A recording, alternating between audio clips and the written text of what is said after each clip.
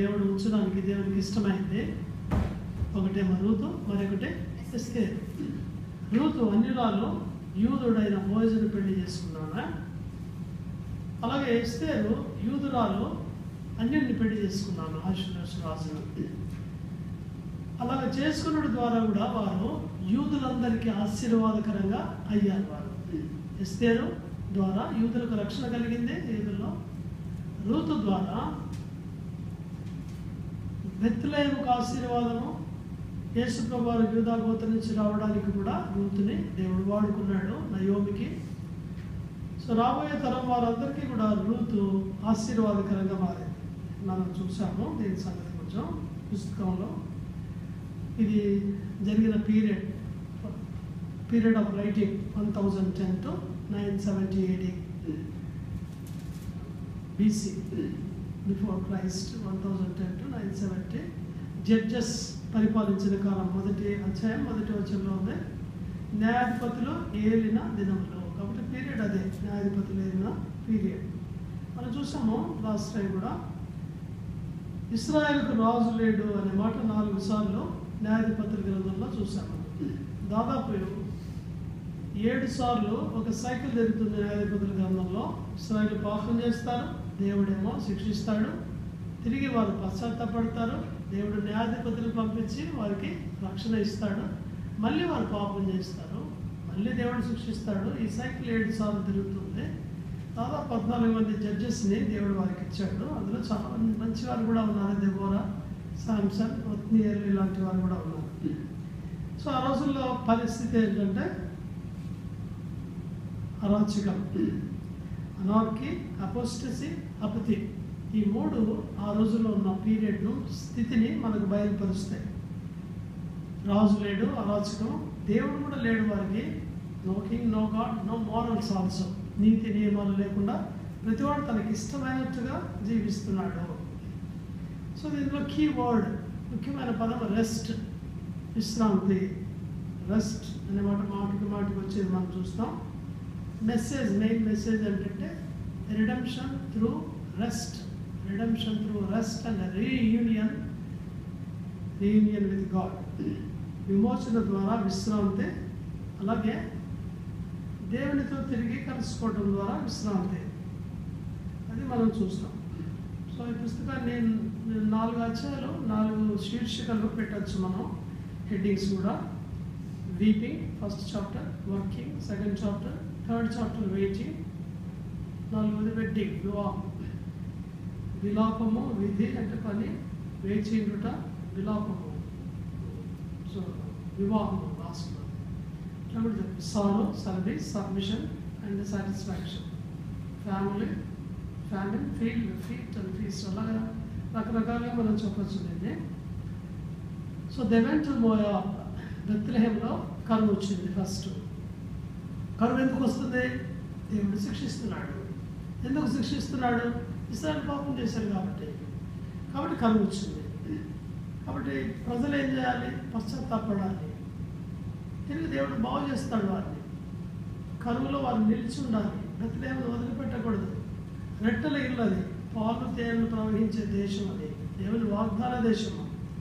So దేవుని permission లేకుండా వారు వెళ్ళారు, మోయాబు దేశానికి వెళ్ళారు. విడిచిపెట్టడం ఒకటి, రెండవది మోయాబు దేశానికి వెళ్ళారు.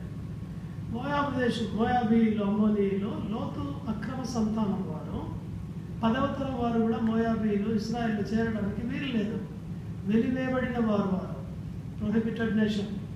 అలాంటి చోటుకు వారు వెళ్తున్నారు. దేవుని చిత్తం లేకుండా మనం అలాగా చేయకూడదు. అబ్రహాం అలా వెళ్ళాడు, నష్టం తెచ్చుకున్నాడు. జోసెఫ్ ఐగుప్తుకు వెళ్ళాడు, కానీ దేవుని చిత్తానుసారంగా వెళ్ళాడు. మనం చూసాం కదా, దేవుని చిత్తానుసారంగా మనం వెళ్ళొచ్చు, కానీ దేవుని చిత్తం లేకుండా వెళ్ళకూడదు. శ్రమలు, కష్టాలు ఉన్నప్పటికీ అది దేవుని చిత్తం అయితే అక్కడే నిలిచి ఉండాలి. ఒక ఆయన ఇలా అన్నాడు, it is good for me to be in the storm in God's will than to be on the shore out of God's will. దేవుని చిత్తం లేకుండా నేను ఒడ్డున ఉండేదానికంటే దేవుని చిత్తానుసారంగా తుఫాన్లో ఉండేది నాకు మంచిది అన్నాడు. అలాగే దీన్ని కూడా మనం చెప్పచ్చు. It is good for them to be hungry in God's will than to be satisfied out of God's will. దేవుని చిత్తానుసారంగా ఆకలి కొనిట వారికి మేలు, దేవుని చిత్తం లేకుండా తిని మంచిగా ఉండేదానికంటే కూడా. So what is God's will అనేది ముఖ్యమైనది. మోయాబు దేశానికి వెళ్ళారు. ఎలిమెలెకు ఈ పేర్లకు అర్థాలు కూడా మనం చూసాము. గాడ్ ఈజ్ మై కింగ్, కానీ ఇట్ ఈస్ నాట్ సో. తన పేరుకి తగినట్టుగా లేడు ఆయన. దేవుడే నా రాజు, కానీ ఈయన జీవితానికి ఈయనే రాజు. నయోమి సంతోషం, ప్లెజెంట్ అని అర్థం. సో అక్కడికి ఇద్దరు కుమారుల పేర్లు కూడా చూసాం, మహలోని కిల్యోన్ అని. వారు కూడా సిక్ పీపుల్, సిక్ బాయ్స్ అనమాట. వారు యూదా బెత్లెహేమ్ అని ఎఫ్రాతీయులు మోయాబు దేశానికి వెళ్ళి అక్కడ కాపురం ఉండేది. అక్కడ ఏమైంది, 3వ వచనంలో చనిపోయాడు ఎలిమెలెకు. ఎలిమెలెకు చనిపోయాడు, కష్టం వచ్చింది, మరణం వచ్చింది. They thought Moab is a fertile land, fruitful land, but it became a funeral land for them. అదొక సిమెట్రీ అయింది వాళ్ళకి. ఇక్కడ మంచిగా వెళ్ళి ఉంటామని వెళ్తే అక్కడ సమాధి కార్యక్రమాలు మిగిలినాయి. ఎలిమెలెకు చనిపోయిన తర్వాత అయినా నయం పశ్చాత్తాపడి రాలేదు, ఇంకా అక్కడే ఉంది. పైగా మోయాబు స్త్రీలను పెళ్లి చేసుకుంది. దేవుడు ముందే చెప్పాడు, మీరు ఎవరితో వేరే వాళ్ళతో పెళ్లి చేసుకోకూడదు అని చెప్పాడు. డిట్రానమీ 7th చాప్టర్లో ఉంది, 7 వచనాల్లో. సో మోయాబుని పెళ్లి చేసుకోవడం మరి యొక్క తప్పు. అంటే నయోమి ఎలాగా తప్పు తర్వాత తప్పు, మిస్టేక్స్ తర్వాత మిస్టేక్స్ చేస్తుందో మనం చూస్తున్నాం. వాళ్ళు 10 సంవత్సరాలు అక్కడ ఉన్నారు. దే వెంట్ సోజార్న్, అంటే తాత్కాలిక సోజార్న్ అనే మాటకు అర్థం ఏంటంటే టెంపరీ అని. కానీ అక్కడ 10 సంవత్సరాలు ఉన్నారంటే అర్థం ఏంటి, లివింగ్ దే పర్మనెంట్లీ అనమాట. నేను చాలాసార్లు చదువుతూ ఉంటాను, చదివినప్పుడంతా కూడా ఒకలాగా దేవుడు మాట్లాడుతూ ఉంటాడు. చూడండి, 10 years అక్కడ ఉన్నారు, పెళ్ళిళ్ళు చేసుకుని వీళ్ళు. పిల్లలు పుట్టారా? చదివమ్మా, రోజుకు పిల్లలు ఉన్నారా? ఉన్నారా లేదా? ఏం వైజాగ్ లేరు కదా, పిల్లలు లేరు. 4-5 పిల్లలు పుట్టారా? నేను అనుకుంటాను పిల్లలు కనుక పుట్టుంటే రూతు కూడా పోయేది కాదేమో. లేదు, ఎందుకంటే వాళ్ళ అమ్మ నాన్న అక్కడే ఉంటారు కదా, తాత చాలా ప్రేమిస్తారు. పనికి పోతే పొలానికి చూసుకుంటే దానికి వాళ్ళంగా ఉంటారు, అక్కడికి వెళ్తే ఎలాగా అని అనుకోవచ్చు కదా. చూడండి, అఫెక్షన్స్ ఎలాగ దేవుడు కట్ చేశాడు. ఇట్లా అనిపించింది, అంటే దేవుని దయ. ఇంత నయోమి కుటుంబం ఇట్లాగా దిగజారిపోతున్నప్పటికీ వెనకాల దేవుని అదృశ్యమైన హస్తము ఉంది. గాడ్ ఈజ్ ప్రొటెక్టింగ్ దేమ్ అనమాట. ఫర్దర్ డ్యామేజ్ కలగకుండా కూడా కాపాడుతున్నాడు ఆయన అనిపించింది నాకు. సో పిల్లలు లేరు, వీరిద్దరు కూడా చనిపోయారు. ఇద్దరు చనిపోయినా కూడా వెళ్ళలేదు. చెప్పాను కదా, ఇద్దరు చనిపోయారు కూడా వెళ్ళలేదు. వాళ్ళు ఎప్పుడు వెళ్ళారు? దేవుడు దర్శించాలని తెలుసుకున్నాక వెళ్ళారు, ఫుడ్ వచ్చిందన్నాక. So now Naomi is going only for food అనమాట, నాట్ ఫర్ బ్లెస్సింగ్స్. దేవుడు దర్శించను. ఒక్కటి గుర్తుపెట్టుకోవాలి, మనము దేవుడు దర్శిస్తాడు. మనల్ని ఏర్పరచుకొని ఉంటే, మనల్ని దేవుడు రక్షించి ఉంటే, మనం దేవుని పిల్లలు అయితే, ఆ నిశ్చయం మనం కలిగి ఉంటే, కొద్ది రోజులు కొంచెం బాధకుండా మనం వెళ్తూ ఉండవచ్చు, కానీ దేవుడు మనలా దర్శిస్తాడు. He will give us food again, he will satisfy us again. మనం తప్పులు చేస్తున్నా కూడా దేవుని కనికరం అదే. నమ్మకత్వం చూసాం కదా ఆరాధన టైంలో. మనం నమ్మదగని వారమైనను ఆయన నమ్మదగిన దేవుడుగా ఉండి తన స్వభావానికి విరోధముగా ఏమీయో చేయడు. 2 తిమోతి 2:13. కాబట్టి కొన్నిసార్లు ఇప్పుడు నయం జీవితం చూస్తే అలా ఉంది. She is not faithful to God. వదిలిపెట్టి రాకూడదు. దేవుడు ప్రామిసెస్ చేశాడు, అది వాగ్దాన దేశం, అక్కడ ఉండాలి. కరువు వచ్చింది కాబట్టి వచ్చానని చెప్పడానికి లేదు. కరువు వచ్చినప్పుడు చాలామంది అక్కడ ఉన్నారా లేదా? బోయజ్ ఉన్నాడా?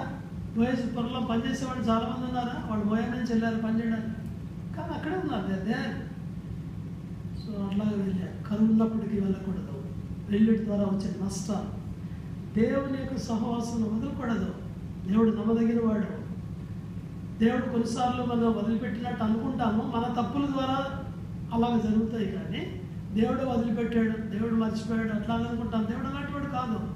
తన స్వభావానికి విరోధంగా ఏమి చేయడు. మరలా దర్శించను. నయోమి మళ్ళీ బయలుదేరి వెళ్ళారు. చూడండి, 3 బయలుదేరి వెళ్తున్నారు.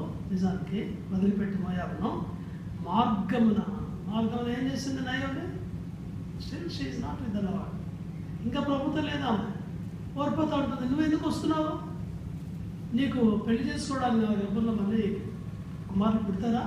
అంతవరకు నువ్వు ఉంటావా? పెద్దవారు అయ్యేదాకా దయచేసి నువ్వు వెళ్ళు, మీ ఇంటికి, మీ ఊరికి వెళ్ళిపో అని ఆమెను బలవంతంగా వెనక్కి పంపించింది. చూడండి ఎంత అందుకనే చెప్పాను నేను, ఎప్పుడైనా సరే సీనియర్ బిలీవర్స్ అయినా పడిపోయిన వారి నీ సలహాలు అడగకూడదు, వారి సలహా ప్రకారం మనం చేయకూడదు. Though they are senior believers, if they are backslider believers, if they are not walking with the Lord, we should not listen to them. ఇది చాలా ఇంపార్టెంట్ డైరెక్షన్ దేవుని వాక్యంలో. చాలాసార్లు అనుకుంటాం పెద్దవాళ్ళు కదా, అందుకని అడిగాము, పెద్దవాళ్ళు కానీ ప్రభుత్వం ఉన్నారా?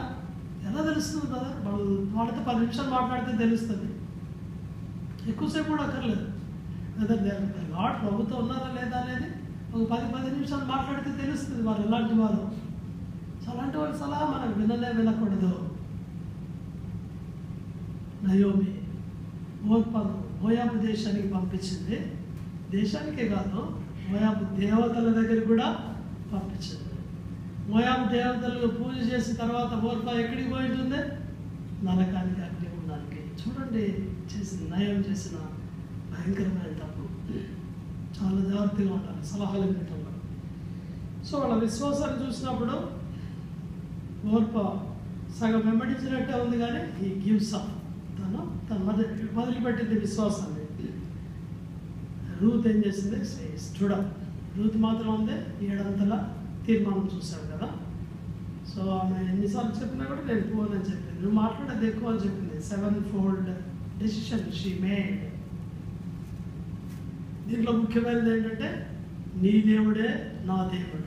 తన దేవుని వదిలిపెట్టింది, కెమోషన్ వదిలిపెట్టింది. కెమోషన్ను వాళ్ళు పూజించేవాళ్ళు, అగ్నిగుండాన్ని పిల్లలు దాటించేవాళ్ళు, చంపేవాళ్ళు. అలాగా విగ్రహాలు వదిలిపెట్టింది ఆమె. ఈ జనమే నా జనము, నువ్వు ఎక్కడుంటావు అక్కడే ఉంటాను. సో అలాగే చేసినప్పుడు ఆమె తిరిగి బెత్లెహేముకు వచ్చింది. వాళ్ళు బెత్లెహేముకు వచ్చినప్పటికి కూడా ఏముంటుంది? మళ్ళీ నయోమి స్వయంకృతాపరాధం వల్ల ఇట్లా అయ్యింది అని అంటుందా? నేను తప్పు చేశాను కాబట్టి దేవుడు శిక్షించాడని అంటుందా? ఆ మాట అనట్లేదు.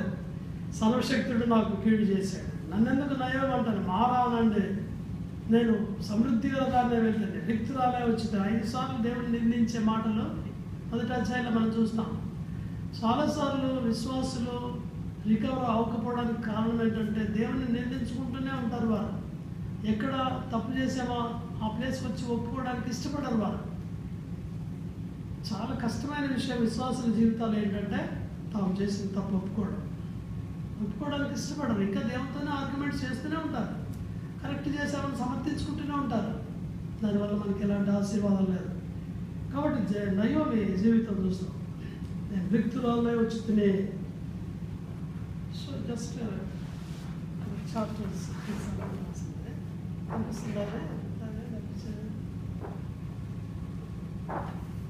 చదువుతారా?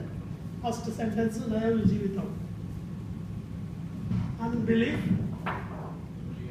Unbelief plus rebellion plus bitterness, అవిశ్వాసము, తర్వాత తిరుగుబాటు, బిటర్నెస్ చేదు. ఈ 3 దాని రిజల్ట్ అంటే 3 కలిపితే plus is equal to emptiness. చూడండి, ఖాళీ జీవితం. నయోమి అవిశ్వాసం కాబట్టి దేవుని వాగ్దానాలు ఎంత విశ్వాసం ఉంచలేదు ఆమె, లేకపోతే బెత్లెహేం వదిలిపెట్టి పోయేది కాదు. అంతేకాదు, రెబెలియన్ అంటే తిరుగుబాటు. మోయాబు దేశానికి వెళ్ళటము తిరుగుబాటే, అక్కడ కుమారులకు పెళ్లిళ్ళు చేయడం తిరుగుబాటే, ఎలిమెలకు చనిపోయిన తర్వాత కూడా వెనక్కి రాకపోవడం కూడా తిరుగుబాటే, 2 కుమారులు చనిపోయిన తర్వాత కూడా తిరిగి రాకపోవడం కూడా తిరుగుబాటే.